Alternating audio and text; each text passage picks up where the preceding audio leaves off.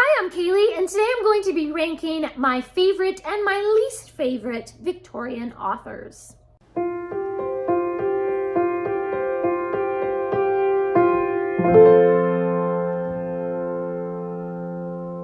I have a big, long list of Victorian authors that I've read at least one of their books. Some of them I've read more, some of them I've read less. And I'm going to try to do some sort of ranking of who is my favorite and who are my least favorite Victorian authors. But before we get into that, I'm going to reach back here to my Booktuber shout out book, and we're going to shout out somebody randomly.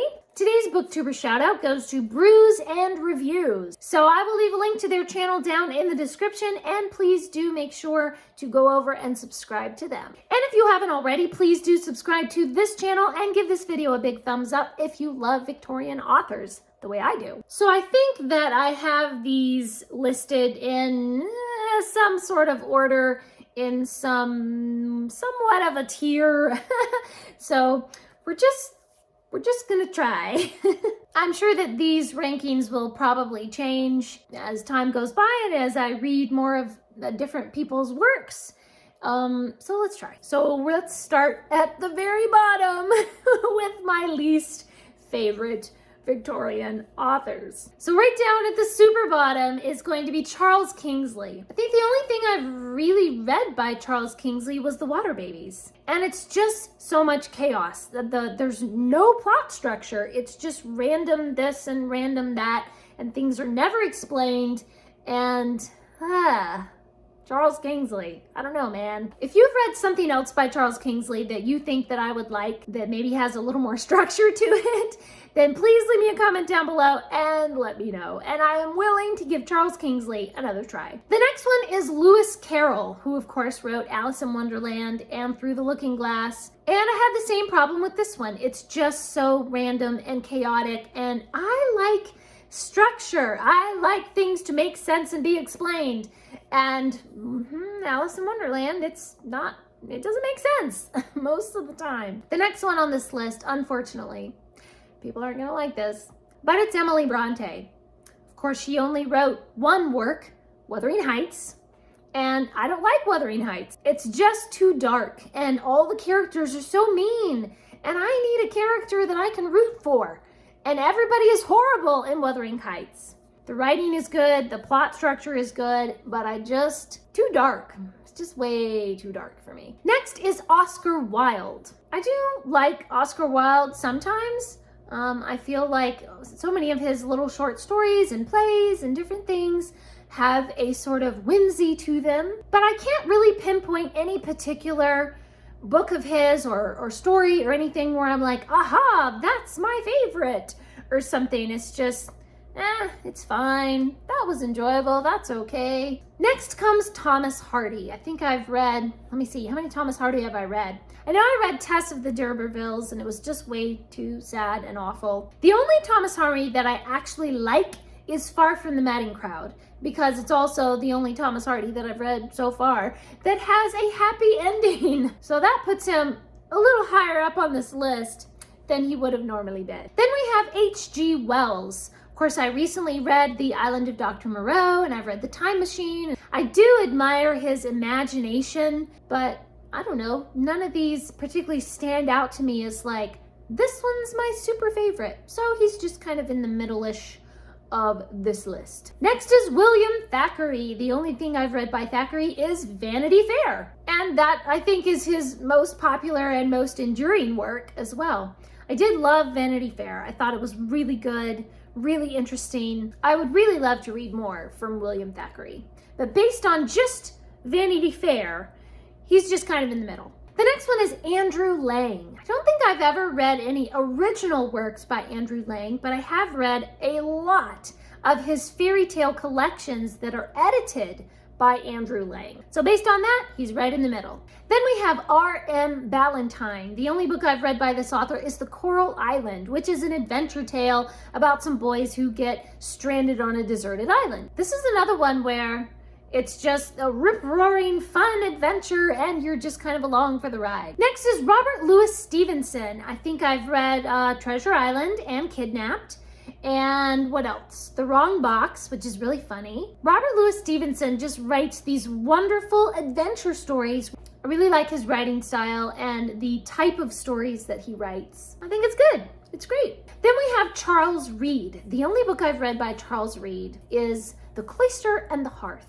This is about a man who is trying to decide between living his life for his family or choosing to become a monk. It's very deep. There's a lot of deep themes and exploration of spiritual ideas. It's really, really interesting. So that definitely puts this a little bit higher in the list. This is where I would say this is where we're starting to get into some favorites now. Next we have Marie Corelli. This is another author where I've only read one of their books. It was Thelma. This is a delightful romance that actually spans 2 different cultures, 2 different countries. It's really, really interesting to see how these people have to adapt to different cultures. Marie Corelli is just so fantastic. The characters, the plot, the writing style, it's all there. So this is definitely one that is a for sure favorite. Then we have Rudyard Kipling. I have read so much Rudyard Kipling over the years.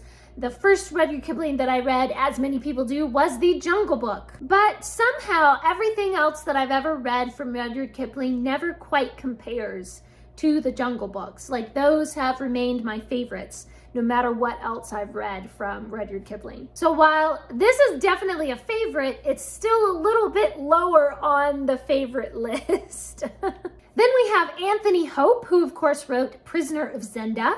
And then there's also a sequel to Prisoner of Zenda, which is Rupert of Hentzau.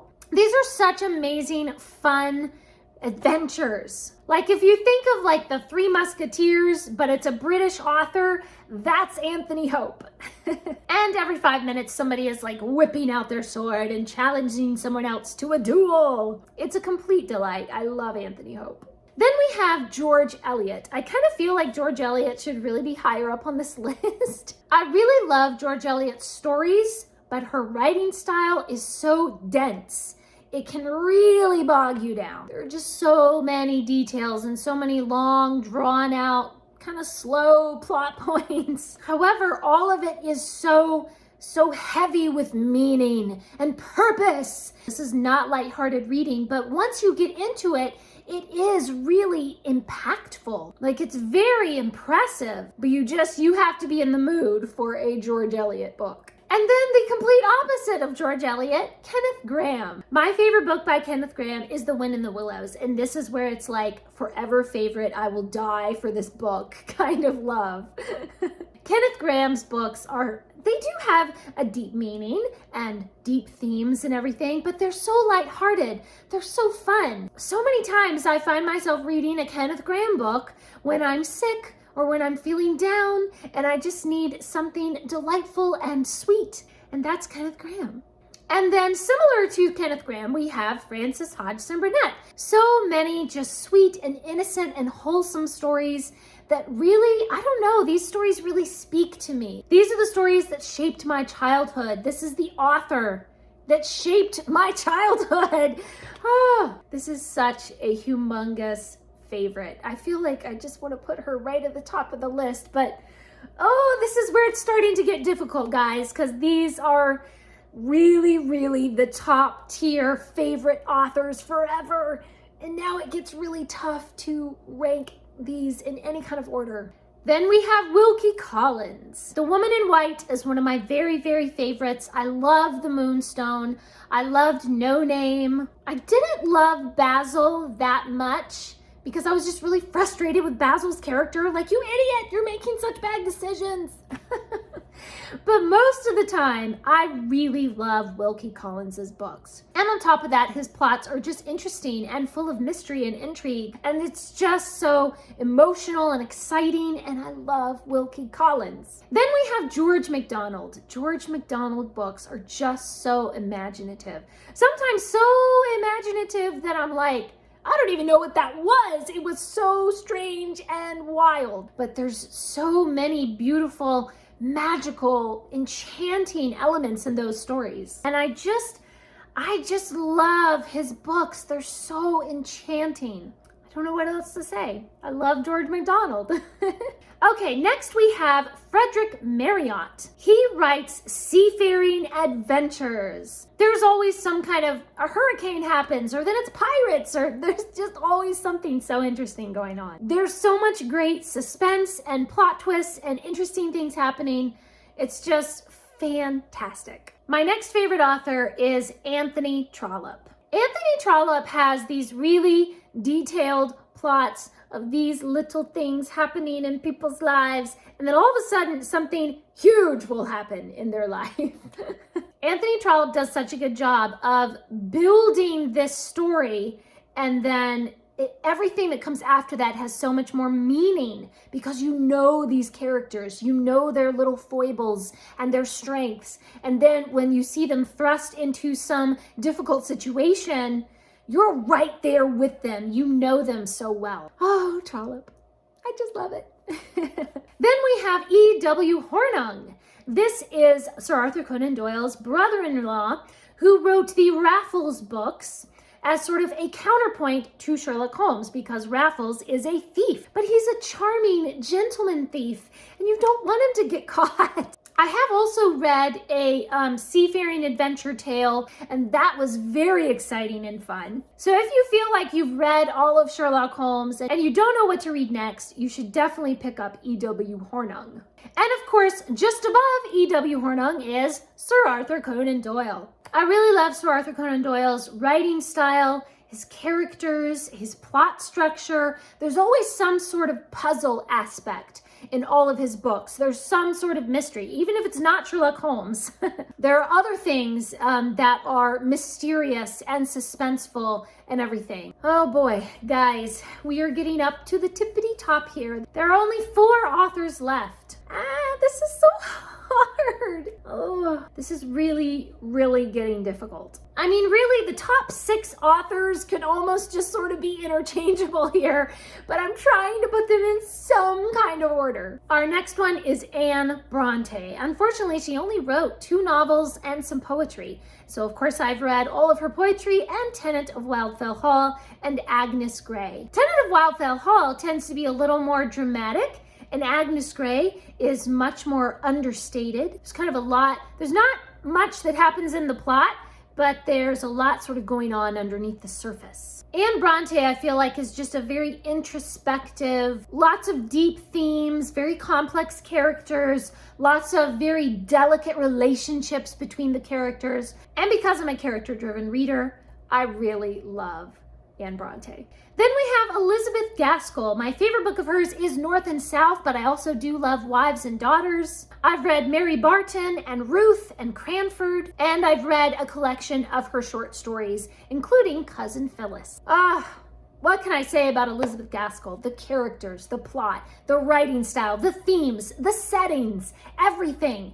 I mean, I have never read an Elizabeth Gaskell that I did not like. It's just so intricate. Such a great balance between serious and lighthearted subjects. There's always someone to cheer for, but she doesn't shy away from darker subjects sometimes. I can't even explain to you how much I love Elizabeth Gaskell. One of my very favorite romances of all time is the romance in North and South. I feel like she not only tells an important story that still has an application to society today, but she does it in such an entertaining way. It's just so phenomenal. Number two is Charles Dickens. Of course, you guys knew that was coming. Charles Dickens had to be right up at the top, didn't he?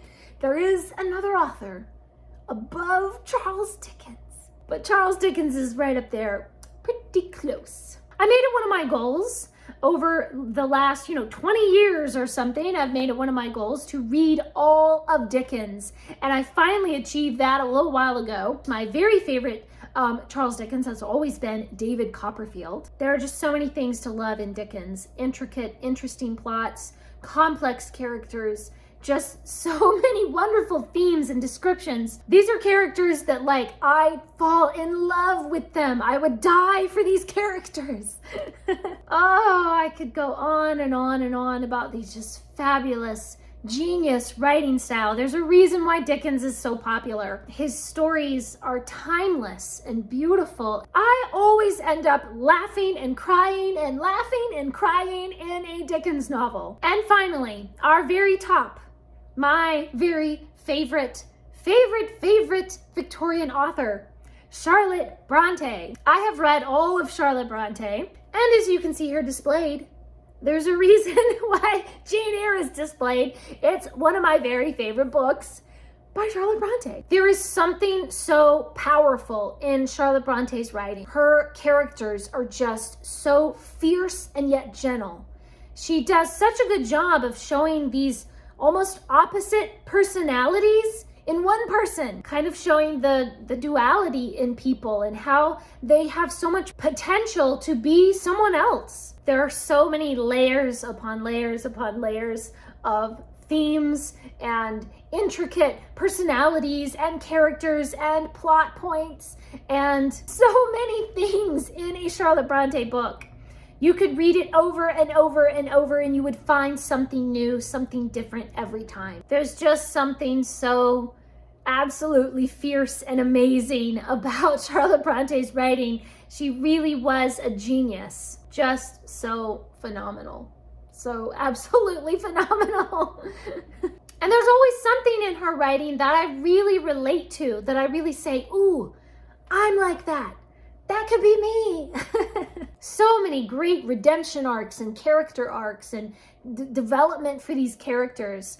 And so many interesting settings. Oh, her settings are phenomenal. I just can't say enough about how incredible Charlotte Bronte is. And those are my least favorite and sort of in the middle and my favorite Victorian authors. Please leave me a comment down below and let me know who is your favorite Victorian author, or at least give me like the top 3 or something. Or tell me who is your least favorite and why do you hate them so much? Thanks for watching. Please subscribe and remember, the right book in the right hands at the right time can change the world.